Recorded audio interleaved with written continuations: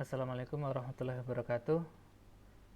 Bertemu lagi untuk perkuliahan online pada kesempatan kali ini untuk mata kuliah Patient Safety pada penata anestesi. Pada kesempatan kali ini kami Topan Heri Wibowo akan menjelaskan topik tentang sejarah patient safety dan asal-usul blame culture atau asal-usul dari budaya menyalahkan. Nanti akan ada tugas atau kuis di tengah-tengah perkuliahan. Jadi tetap simak perkuliahan ini sampai selesai. Ya, kita mulai. Oke. Di dalam sejarah kenapa muncul patient safety sebenarnya tidak serta-merta muncul, tetapi ada proses. Nah, ini terkait dengan human error, terkait dengan kesalahan manusia. Sebenarnya tidak hanya kesalahan manusia, tetapi ada beberapa terkait dengan kesalahan medical atau terkait dengan peralatan medis. Ya. Nah, ini di dalam Institute of Medicine tahun 98, Committee on Quality of Healthcare in Amerika membuat laporan terkait dengan human error. Nah, di sini adverse event, ini merupakan bukan sesuatu yang baru, ya, tetapi beberapa laporan ini berhasil mengangkat pada satu fokus perhatian terkait dengan adverse event di rumah sakit di Amerika, ya, terutama di Colorado dan Utah. Ini sekitar 2,9 pasien di rumah sakit yang meninggal itu sekitar 6,6%. Kemudian di New York ini sekitar 3,7% terkait dengan adverse event, tetapi yang meninggal sampai 13,6%. Nah, hingga terkait dengan ekstrapolasi, ya di sini pasien meninggal ya karena adanya medical error, terutama terkait dengan human error.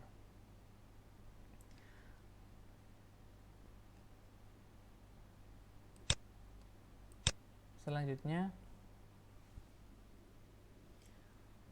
patient safety adalah merupakan isu-isu yang sekarang berkembang global secara menyeluruh, tidak hanya satu tempat atau tempat tertentu, tetapi sudah secara global, dan ini menjadi penting terutama di rumah sakit supaya mereka tetap menjaga keselamatan pasien, terutama di dalam pelayanan di rumah sakit.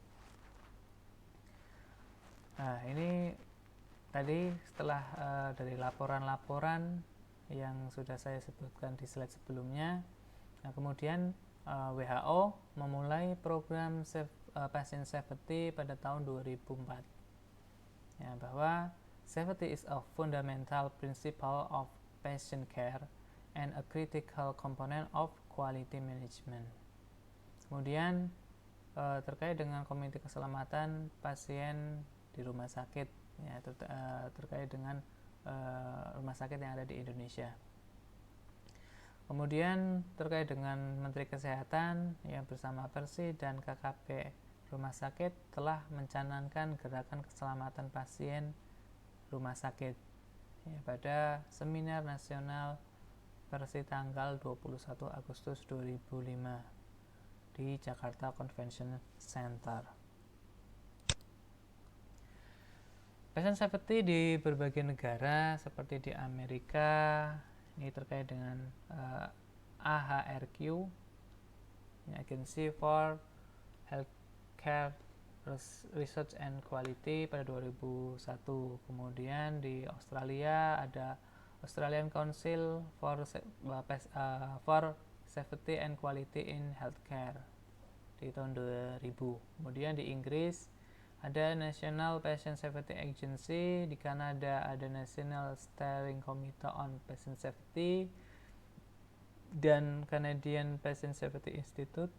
Di Malaysia ada Patient Safety Council, di Denmark ada Undang-Undang Patient Safety, dan di Indonesia sendiri ada KKP rumah sakit yang muncul pada 2005.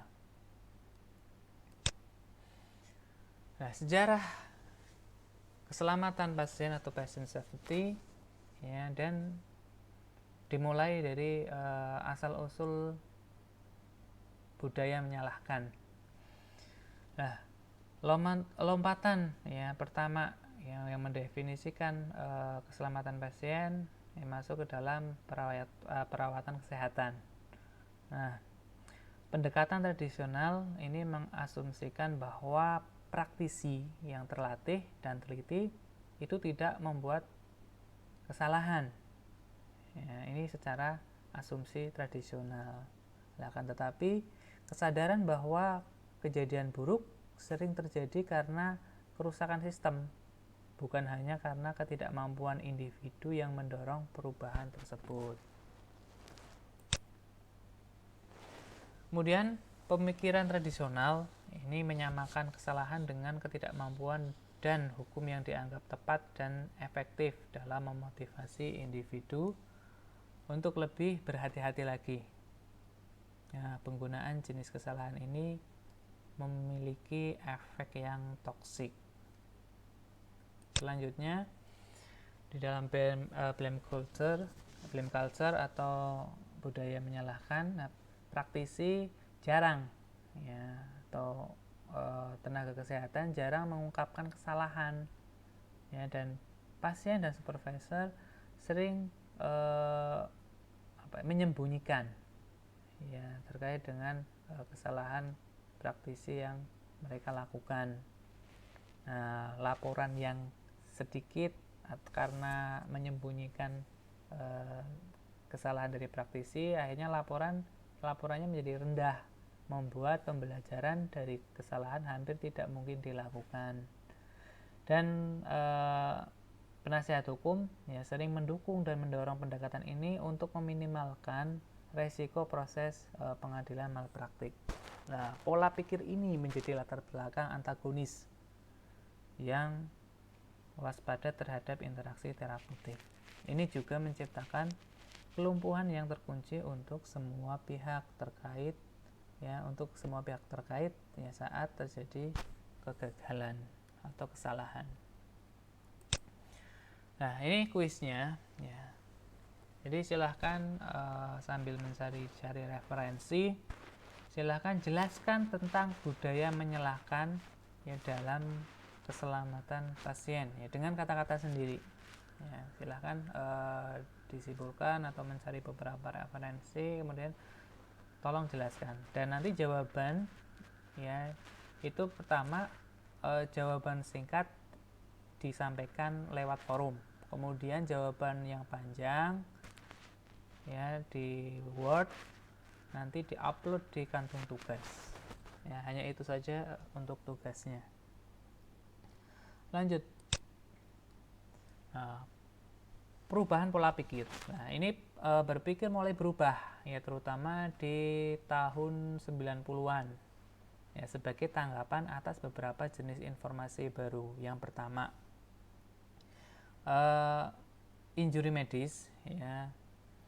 Ini diakui terjadi lebih sering daripada yang baru disadari. Ya, jadi misalkan pasien jatuh dan lain sebagainya, ini sering terjadi. Ya. Nah, dengan sebagian besar luka-luka ya yang dianggap bisa dicegah. Yang kedua adalah gagasan bahwa kesalahan aktif ya di titik akhir yang tajam di mana para praktisi berinteraksi dengan pasien atau peralatan ya, hasil dari kesalahan laten seperti yang dideklarasikan oleh James Resen. Lah, kesalahan laten adalah apa itu kesalahan laten? kesalahan laten adalah cacat hulu dalam perancangan sistem, organisasi, manajemen, pelatihan, dan peralatan, ya, atau tumpul akhir yang menyebabkan individu pada akhir yang tajam membuat kesalahan. Nah, untuk menghukum individu karena kesalahan semacam itu tampaknya tidak masuk akal, karena kesalahan pasti akan berlanjut sampai penyebab yang mendasarinya dapat diatasi. Selanjutnya, nah, perkembangan pasien safety. Nah, pada mulai tahun 80-an, ya, ini hanya sedikit ya penelitian yang tersedia, ya, atau penelitian yang dilakukan. Bahkan ketika kita meninjau kembali literatur yang ada, ya, beberapa ahli menyarankan dalam sedikit makalah bahwa kurangnya perhatian penelitian terhadap kecelakaan medis dan kelalaian medis ini yang sangat kurang. Pada tahun 90-an, ya, editor British Medical Journal ini berpendapat untuk mempelajari kejadian insiden buruk dan dikritik oleh Presiden Perguruan Tinggi, ya, karena menarik perhatian media massa untuk kesalahan medis. Jadi ketika diungkap kesalahan di salah satu rumah sakit, ya, ini biasanya menimbulkan kegaduhan, ya, atau menimbulkan menarik perhatian media massa, ya, kemudian nanti menyebabkan masyarakat tahu. Nah, ini yang dikritik oleh presiden, ya, pada waktu itu, ya,